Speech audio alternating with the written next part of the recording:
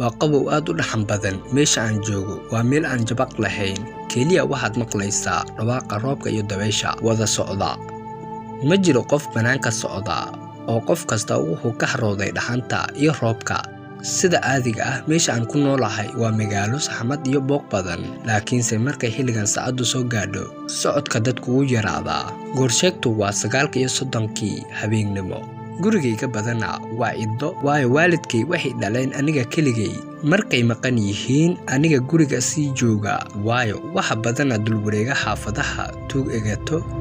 Xilliga guriga laga baxo waxaad is odhanaysaaba ma kaamirad ayay kala socdaan.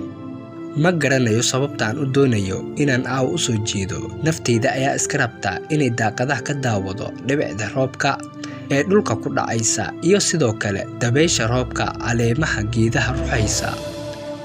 Sidaan u daawanayo waxaad moodaaba inuu film aan la qashoodsanahay iga socda banaanka daaqada. Badana habeenkii daaqadaha waan xirtaa, laakiinse aawa waxa ii furan daaqad oo aan kolba gacantayda banaanka uga saaro si aan u uriyo udgoonka roobka.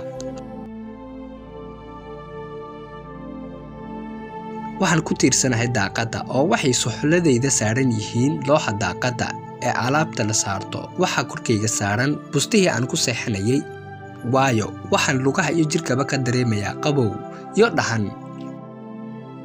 Habeenkaas hooyo ayaa kolba ii soo galaysa oo ilaa maxaa ku sara taagay iska seexo, ileen aroortu waxaad leedahay shaqee. Aniguna intaan waayo ha ku yiraahdo ayaan iska sii wataa daawashadayda. Hal mar ayuun baan arkayaa. Ma inoo bilaabo sheekadan.